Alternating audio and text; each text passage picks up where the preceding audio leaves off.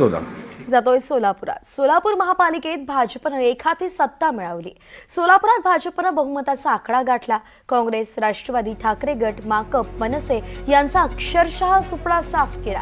मुख्यमंत्री सोलापूरच्या जनतेला आश्वासक वाटले म्हणून मतदान केल्याची प्रतिक्रिया सोलापूरचे पालकमंत्री जयकुमार गोरे यांनी दिली आहे. शिवाय काँग्रेसनं दिल्लीत बसून गल्लीतलं राजकारण केल्याचा आरोप सुद्धा गोरेंनी केलाय. जयकुमार गोरेंशी बातचीत केली आमचे प्रतिनिधी सागर कुलकर्णी यांनी. पाहूयात. महापालिका निवडणुकांचा निकाल सर्वत्र आलेला आहे. भाजप राज्यात सर्वात मोठा पक्ष झालेला आहे आणि सगळ्यात जास्त चर्चा जे राहिलेली त्याच्यामध्ये एक होतं ते सोलापूरचं. कारण की सोलापूरमध्ये भाजपमध्ये रुसवे होते. दुसरीकडे नुकत्याच निवडणुकीमध्ये तिथल्या पालकमंत्र्यांवरच वेगवेगळे प्रश्नचिन्ह उपस्थित केले होते. पण आत्ता झालेल्या निकालामध्ये सोलापूरमध्ये क्लीन स्वीपमध्ये भाजप जिंकून आलेला आहे. प्रचंड मोठं बहुमत जे आहे ते पहिल्यांदा तिथे मिळताना दिसलेलं आहे. त्या संपूर्ण संदर्भात बोलतात आपल्याबरोबर सोलापूरचे पालकमंत्री जयकुमार गोरे. ज्या पद्धतीने नगर परिषदेच्या निवडणुकीमध्ये झाला तिथे तुम्ही संख्या जरी भाजपाची वाढवली तरीही तुमच्या कार्यपद्धतीवर अनेकांनी प्रश्नचिन्ह उपस्थित केलं, पण हे सगळं वॉशआउट केलं आत्ताच्या निकालांनी. नाही, आपण सातत्यानं पाहतो की भारतीय जनता पक्ष आदरणीय देवेंद्रजींच्या नेतृत्वाखाली काम करतो आणि त्यांनी एक विकासाचं विजन घेऊन महाराष्ट्रामध्ये काम केलं. खास करून सोलापूरच्या विकासाच्या प्रत्येक मुद्द्यावर त्यांनी सोलापूर जिल्ह्यासोबत राहण्याचं, सोलापूर शहरासोबत राहण्याचं काम केलं आणि सोलापूर शहरातले सगळे प्रश्न, अगदी विमानतळ असेल, दुहेरी पाईपलाईन असेल, IT पार्क असेल, अन्य सगळे प्रश्न सोडवण्याचं काम त्यांनी केलं. आणि लोकांनी निर्णय घेतला की या शहराचा विकास कोण करू शकतं, तर भारतीय जनता पक्ष करू शकतो, आदरणीय देवेंद्रजी करू शकतात. म्हणून लोकांनी भारतीय जनता पक्षाला कौल दिला. कोणी काही म्हटलं, कोणी किती गोष्टी केल्या तरीसुद्धा व्यक्तीपेक्षा पक्ष श्रेष्ठ आहे, व्यक्तीपेक्षा पक्ष मोठा आहे. आणि या म्हणूनच सोलापूर शहरातल्या जनतेनं पक्षाला बहुमत दिलं. जे बहुमत आजपर्यंतच्या इतिहासामध्ये भारतीय जनता पक्षाचं स्वतःच्या ताकदीवर महापालिकेमध्ये कधी सत्ता आली नव्हती. आता स्वतःच्या ताकदीवर सत्ता आली, परंतु आम्ही 102 पैकी 87 जागेवर आम्ही विजय मिळवला. तोही खूप मोठ्या फरकाने मिळवलेला आहे. त्यामुळं या शहरामध्ये भारतीय जनता पक्षाचं नेतृत्व अधोरेखित झालं आहे. तिथे प्रणिती शिंदे खासदारांनी जोरदार खूप वेगवेगळ्या स्वरूपाची टीका केल्या तुमच्यावर, भाजपला खूप वेगळ्या स्वरूपात टीका केल्या गेल्या, तरी देखील जनतेने भाजप का स्वीकारला काँग्रेसला? कारण की तिथे सुकुमार शिंदे काँग्रेसचे इतके वर्ष तिथं असणारं वर्चस्व, या सगळ्या गोष्टी. एक आपण लक्षात घेतलं पाहिजे की प्रणितीताई खासदार आहेत आणि ते खासदार म्हणून काम करत असताना सामान्य लोकांशी, सोलापूर शहराशी, जिल्ह्याशी त्यांची नाळ तुटलेली आहे. सोलापूर शहराच्या निवडणुका जर दिल्लीत बसून केल्या आणि दिल्लीतून निवडणुकीचं निरीक्षण केलं तर कसा विजय मिळेल?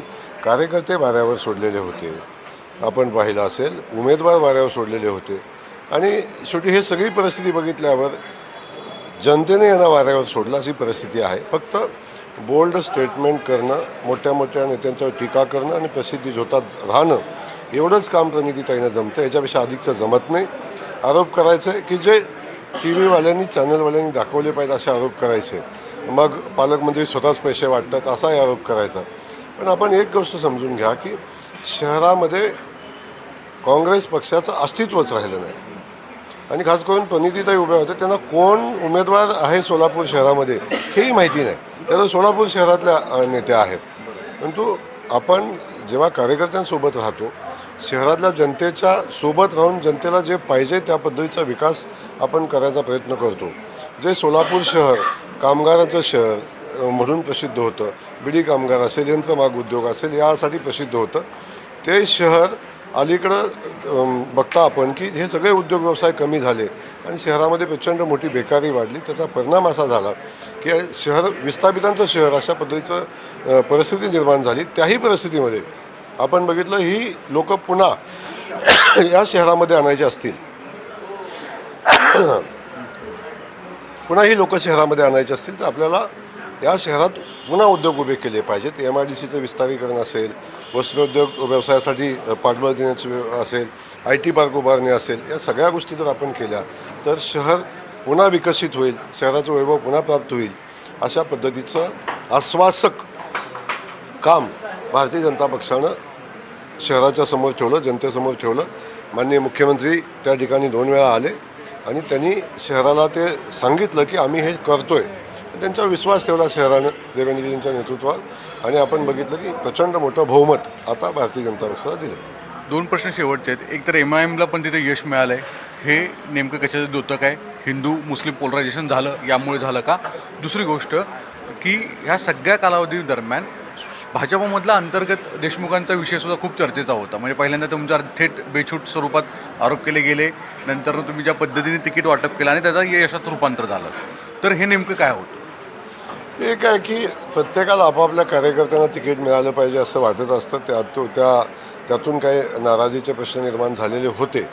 परंतु शेवटी आपण पाहतो की जेव्हा पक्षवाढीचा विषय येतो आणि जेव्हा पक्ष निवडणुकी जिंकण्यासाठी लढायचे असते तेव्हा काही तडजोडी करायला लागतात की ज्या तडजोडी महाभारतामध्ये सुद्धा भगवान श्रीकृष्णाने केलेल्या होत्या की जेव्हा कौरवांना हरवायचे, कुठल्या योद्ध्याला हरवण्यासाठी कुणाला आपल्या सैन्यात घ्यायला लागेल हे तेव्हा त्यांनी बघितलं. तर त्याच अनुषंगानं आपण ही निवडणूक जिंकण्यासाठी कुणाला आपल्यासोबत घेणं आवश्यक आहे, कुठल्या प्रभागात कोण उमेदवार असावा याची अभ्यास केला आणि त्यांना घेतलं. माननीय मुख्यमंत्री मोदयांनी ते निर्णय घेतले. ठीक आहे, पक्षाने घेतलेल्या निर्णयावर नाराजी व्यक्त करताना पालकमंत्री खाली सापडतो, पालकमंत्र्यावर सगळ्या चर्चा होत असतात. पण शेवटी मी सांगितलं होतं की यश आलं तरी ते पक्षाचं आहे आणि अपयश आलं तर ते पालकमंत्र्याचं आहे. त्यामुळे ही सगळं स्वीकारायची मानसिकता ठेवून आपण वस्तुस्थिती समोर आणून आपण काही वेळा आपल्याला कठोर निर्णय घ्यायला लागले, काही वेळा आपले निर्णय सगळ्यांना पचलेही नाहीत, अशाही परिस्थितीत आपण निर्णय घेतले. आणि अशा परिस्थितीमध्ये खास करून मी मुख्यमंत्री महोदयांना देवेंद्रजींना मनापासून धन्यवाद देईन की आमच्या प्रत्येक निर्णयाच्या पाठीशी ते ठामपणे उभे राहिले. त्यांनी बळ दिलं म्हणूनच हे शक्य झालं. आणि म्हणून आज महाराष्ट्रातला सगळ्यात मोठा स्ट्राईक रेट जो महापालिकेच्या निवडणुकीमध्ये मिळालेला आहे तो सोलापूरच्या महानगरपालिकेमध्ये मिळालेला आहे. आपण पाहिलं आपल्या आणि खास करून सगळ्याच्या दृष्टीने दुर्दैवी गोष्ट ही आहे की MIM आमचा विरोधी पक्ष झाला आहे आणि MIMच्या बेरीज केल्यानं बाकी सगळ्या पक्षांची बेरीज केली तर MIM वेळी होत नाही, अशा पद्धतीची परिस्थिती निर्माण झाली. त्यामुळे खऱ्या अर्थानं या सगळ्याच पक्षांनी मग शिंदेसेना असेल, मग अजितदादाची राष्ट्रवादी असेल किंवा शरद पवार राष्ट्रवादीचं खातंच उघडलं नाही आणि खास करून प्रणितीताईंचा काँग्रेस पक्ष असेल, हे सगळे पक्ष रसातळाला गेलेले आहेत शहरामध्ये. त्यामुळे या सगळ्यांना आत्मपरीक्षणाची गरज आहे. खास करून प्रणितीताईंना आत्मपरीक्षणाची आवश्यकता आहे की दिल्लीमध्ये बसून राजकारण करता येत नाही, सामान्य कार्यकर्त्याच्या पाठीशी उभं राहायला लागतं. फक्त राहुल गांधीच्या समाधानासाठी मोदीजींच्यावर, फडणवीस साहेबांच्यावर, भारतीय जनता पक्षावर टीका करून राजकारण करता येत नाही, हे या निकालानं दाखवून दिलं. धन्यवाद. गोरे साहेबांनी सांगितलेलं आहे की फक्त टीका करून चालणार नाही तर रस्त्यावर उतरावं लागेल आणि जनतेसाठी काम करावं लागेल. त्यामुळेच भाजपाला यश प्राप्त झालेलं आहे. व्हिडिओ अरुण पेडणेकरसह सागर कुलकर्णी, मराठी, मुंबई.